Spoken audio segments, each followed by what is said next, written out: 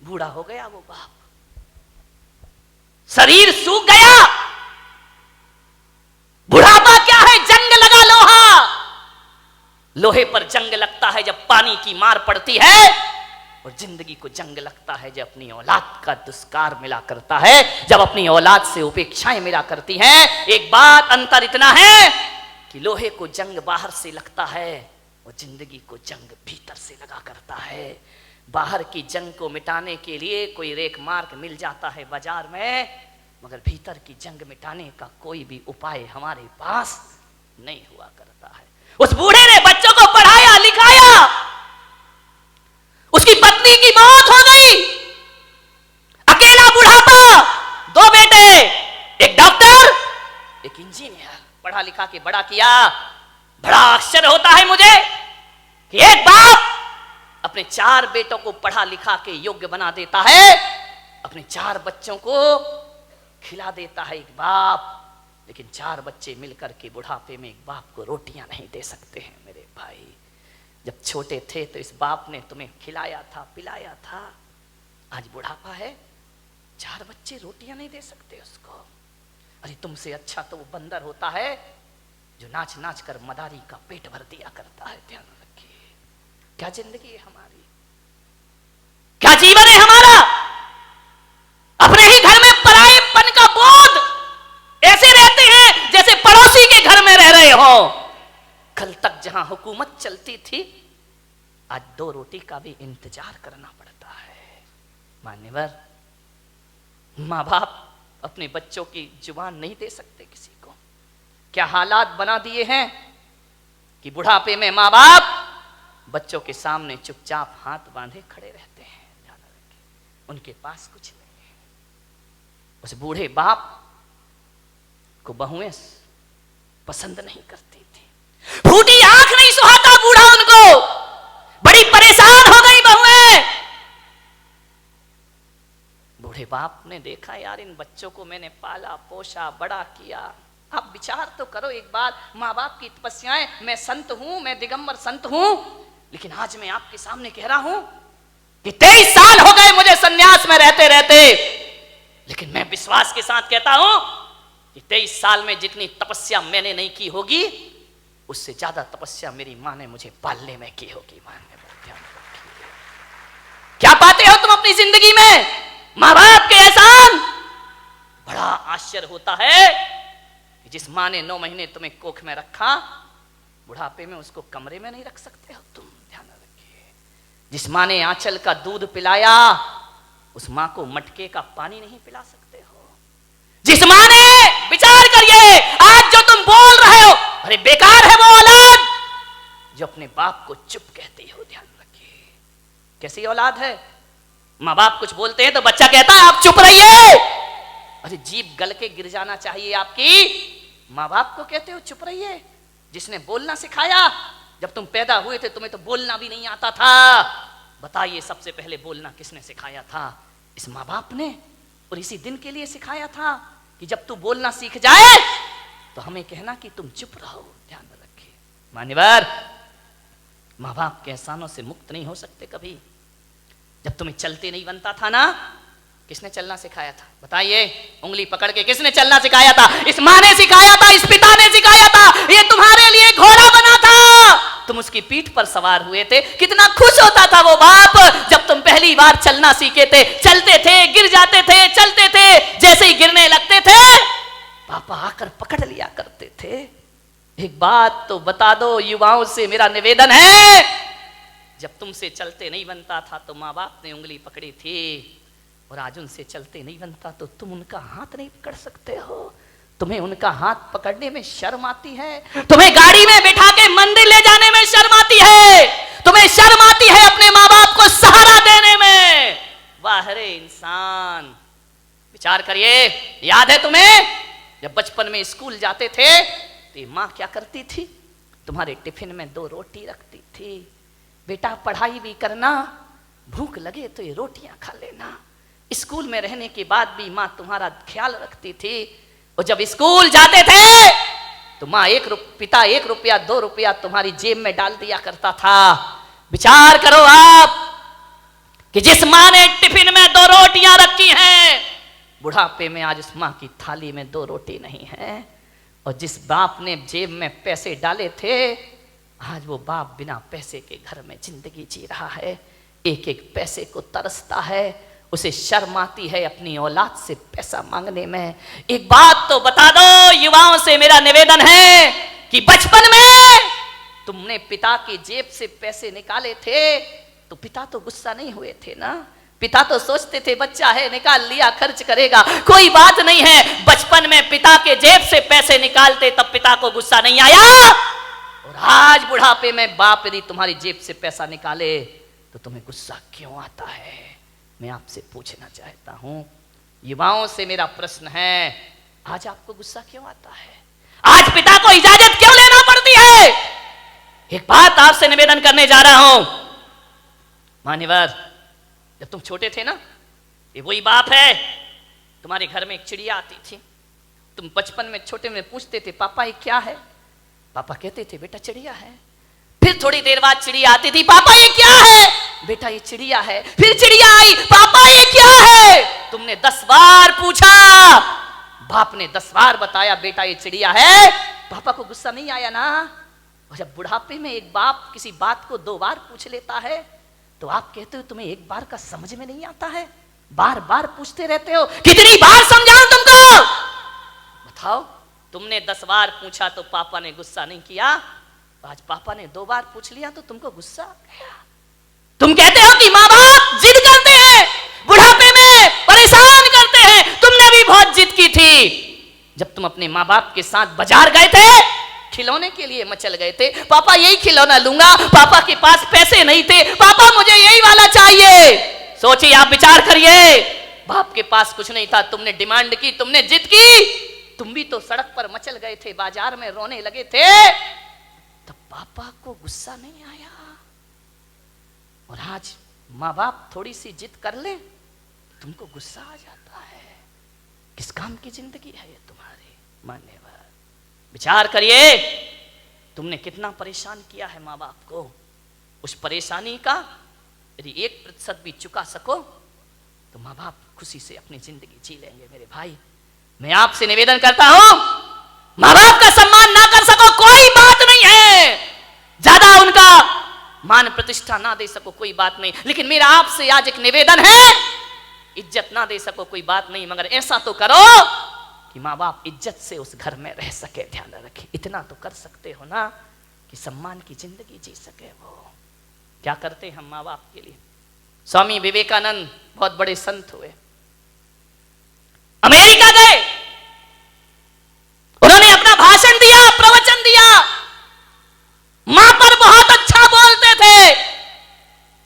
वो कहते थे मां से अच्छा कुछ नहीं होता, मां से बड़ा कोई धर्म नहीं होता है, पिता से बड़ा कोई धर्म नहीं होता, कोई कर्तव्य नहीं होता हमारा। विवेकानंद से किसी जिज्ञासु ने पूछ लिया, आप मां की इतनी महिमा गाते हैं, मां में ऐसा क्या है?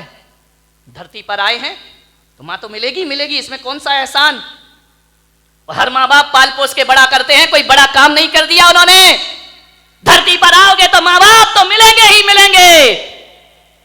विवेकानंद ने कहा, यह प्रश्न कोई भारत का आदमी पूछ रहा है कि मां में ऐसा क्या है? स्वामी विवेकानंद ने उसे बुलाया कि इधर आओ। वो एक साफा बांधते थे, उन्होंने अपनी पगड़ी खोली, बोले इसे पकड़ो। उसने कहा स्वामी जी ये क्या है? बोले पकड़ो। उसने पकड़ा। स्वामी विवेकानंद ने कहा कि जाओ मेरी सभागृह के बाहर 1 किलो का पत्थर पड़ा है, उसे उठा के लाओ। बोले स्वामी जी मुझे प्रश्न का उत्तर चाहिए। ये पत्थर में से नहीं उठेगा। बोले देख, माँ बाप के संदेह में उठा हुआ प्रश्न किसी पत्थर से कम नहीं हुआ करता है। और पत्थर का जवाब स्वामी विवेकानंद नहीं देते, पत्थर का जवाब पत्थर ही दिया करता है। जाओ और पत्थर उठा के लाओ। वो पत्थर उठा के लाया। स्वामी जी ने कहा अपने पेट में बांध, और बांध करके पूरे नगर के 3 चक्कर लगा के आ। बोले ऐसा नहीं हो सकता। बोले क्यों नहीं हो सकता है? बोले मुझे उत्तर चाहिए। बोले उत्तर मैं नहीं दूंगा, उत्तर पत्थर देगा। माँ बाप के खिलाफ उठा प्रश्न पत्थर है, उत्तर भी पत्थर ही देगा। जाओ। उसने बांधा, पूरे परिक्रमा। बोले थोड़ी देर बांधा फिर छोड़ दिया। बोले मेरे से नहीं होगा ये। बोले क्यों? बोले स्वामी जी आप इतने बड़े विद्वान हैं, मनीषी हैं, ज्ञानी हैं, मैं पेट में पत्थर बांध के घूमूंगा तो लोग हंसेंगे, मेरा मजाक बनेंगे, मुझे अच्छा नहीं लगेगा, मुझे शर्म आती है। तो स्वामी विवेकानंद ने कहा उत्तर मिल गया। बोले ये कोई उत्तर है क्या? बोले यही उत्तर है। जब तुझे 1 किलो का पत्थर बांध के घूमने में शर्म आती है, बोल तेरी माँ 9 महीने तुझे पेट में रखकर कैसे घूमी होगी, उसे शर्म नहीं आई होगी। और आज तुझे शर्म आई और तूने पत्थर फेंक दिया। अरे मूर्ख, यदि तेरी माँ को शर्म आती हो तुझे कोख से निकाल कर फेंक देती तो आज मेरी सभा में प्रश्न पूछने की औकात तेरी नहीं होती। ध्यान रखिए, ये माँ बाप का उपकार हुआ करता, ये माँ बाप की बदौलत है। एक बात याद रखना मेरे भाई, आज तुम्हारे पास जितनी भी दौलत है वो माँ बाप की बदौलत है। ध्यान रखिए, माँ बाप नहीं होंगे तो कहां से डॉक्टर बन जाओगे, कहां से इंजीनियर बन जाओगे? अरे माँ बाप का एहसान मानो, एहसान मानो इस माँ का। गर्भपात की दुनिया में भी तुम्हें जन्म देने की ताकत रखी है उसने। यदि जन्म से पहले मार देती तो आज यहां बैठ के प्रवचन नहीं सुन रहे होते तुम लोग।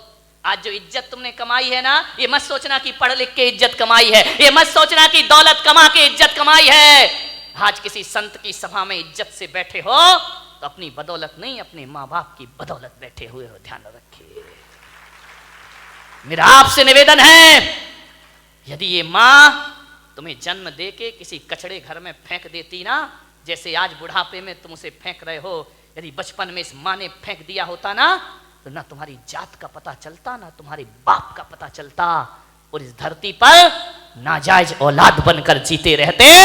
कोई तुमसे शादी करने को तैयार नहीं होता मेरे भाई। माँ बाप ने जिंदगी भर अपना चरित्र बचाया है, इस माँ ने अपने सतीत्व को बचाया है, उस पिता ने अपने चाल चलन को सुधारा है, तब जाकर तुम इस समाज में इज्जत की जिंदगी जी रहे हो मेरे भाई। ध्यान रखिए, ये इज्जत भी माँ बाप से मिली है, ये नाम भी माँ बाप से मिला है।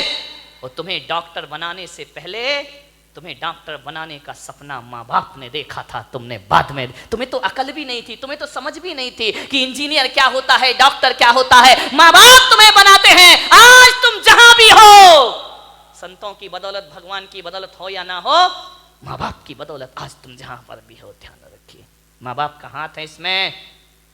बूढ़ा दुखी हो गया, बहुएं पसंद नहीं करती, घर जाता बूढ़ा तो ऐसा लगता जैसे किसी जेल में प्रवेश कर रहा हो।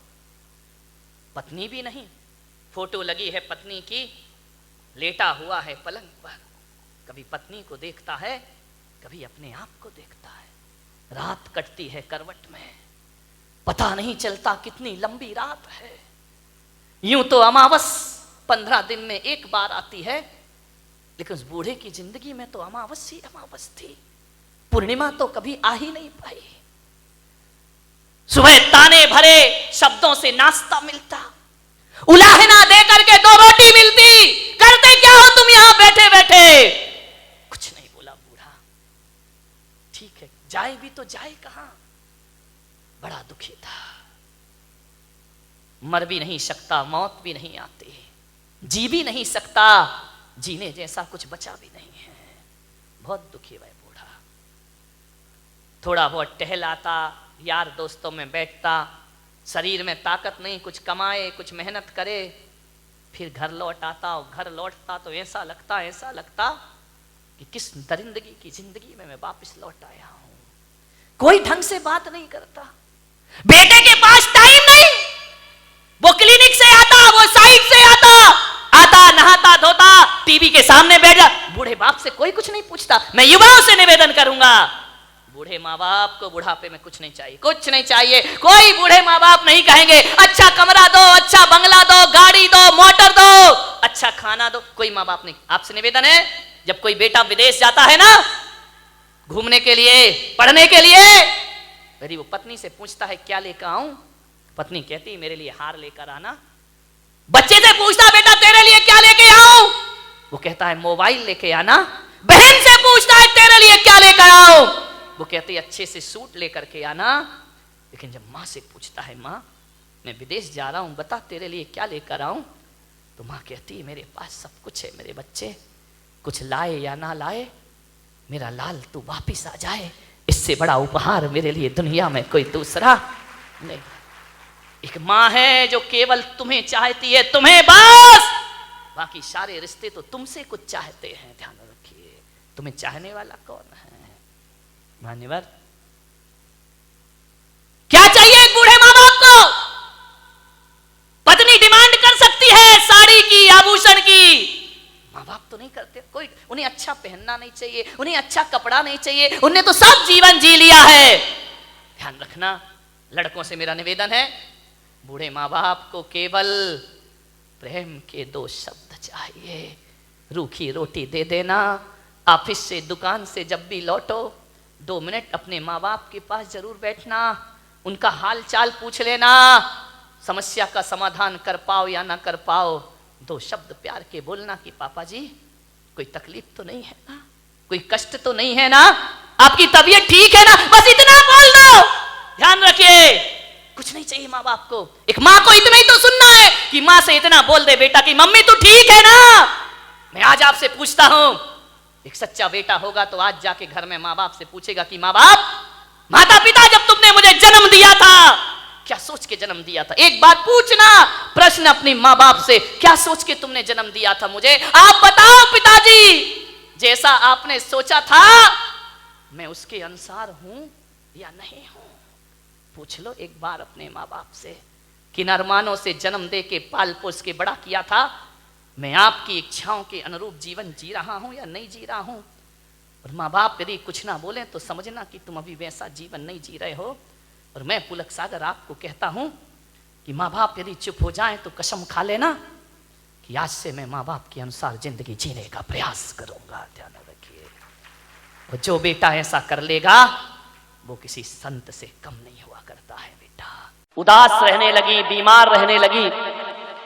जिस बेटी की शादी थी उस बेटी ने एक दिन माँ से पूछा कि माँ ये बता, तू कुछ दिन से बड़ी उदास है, जब से तू बेहोश हुई है क्या हो गया है तुझे? उस माँ ने कहा कुछ नहीं बेटा। रोने लगी, आंसू बहाने लगी।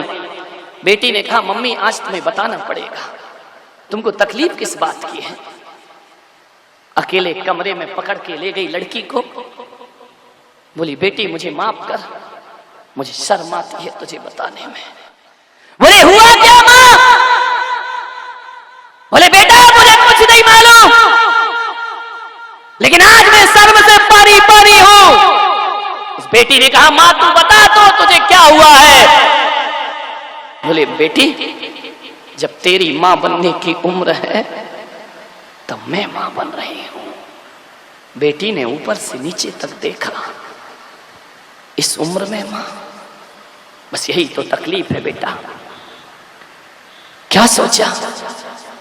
बोले तेरी दादी कहती है कि गर्भपात कर दो, तेरे पापा कहते हैं अबॉर्शन करा दीजिए इसका, तो मां तू क्या करेगी? बोले महाराज की आवाज मेरे कान में गूंजती है कि हत्यारे मां मत बन। बोल बेटी तू रास्ता दिखा। हर मां अपनी औलाद को रास्ता दिखाती है। आज ये मजबूर मां अपनी बेटी से कहती है मुझे रास्ता दिखा। आज ये मां तुझसे शिक्षा प्राप्त करना चाहती है। बोल बेटी यहां तेरी शादी आ रही है और वहां मैं मां बन रही हूं। उस लड़की ने कहा 2 मिनट मम्मी। उसने मोबाइल उठाया और उस लड़के को फोन लगाया। लड़के ने कहा बोल क्या बात है? बोले ये शादी कैंसिल। मारे मोबाइल छीना बेटा, इतने मुश्किल से रिश्ता मिला है, तू मेरी वजह से शादी कैंसिल नहीं कर सकती है। बोले मां मैं शादी नहीं करूंगी, किसी भी कीमत पर ये शादी नहीं होगी। बेटा कार्ड छप गए, सारी तैयारियां हो गई, हो जाने दो मां। मैं उन महाराज की भक्त हूं और शिष्या हूं। मैं अपनी शादी किसी खून पर नहीं कर सकती हूं। किसी की हत्या करके मैं अपने मांग में सिंदूर नहीं भर सकती हूँ। मैं जैन कुल में पैदा हुई हूँ, मैं महावीर के वंश में पैदा हुई हूँ। माँ ये पाप कैसे होगा? माँ ने कहा बेटा शादी कैंसिल मत कर। लड़की ने कहा नहीं ये शादी बिल्कुल नहीं हो सकती, किसी कीमत पर नहीं होगी। पिता आ गए, दादी आ गई, दादी ने कहा पागल बनती है, बोले चाहे कुछ भी हो जाए, इस घर में कैसा भी तूफान आ जाए, मेरी माँ गर्भपात नहीं कराएगी, मेरी माँ किसी भी कीमत पर एवर्सन। दुनिया के लोग हंसेंगे, माँ अभी जन्म देगी तो दुनिया हंसेगी, मार देगी तो तेरी किस्मत तुझ पर हंसेगी, तेरे कर्म तुझ पर हंसेंगे। माँ दुनिया क्या कहती है इस पर मत जा, अपना धर्म क्या कहता है इस पर जा, इस पर सोच विचार कर।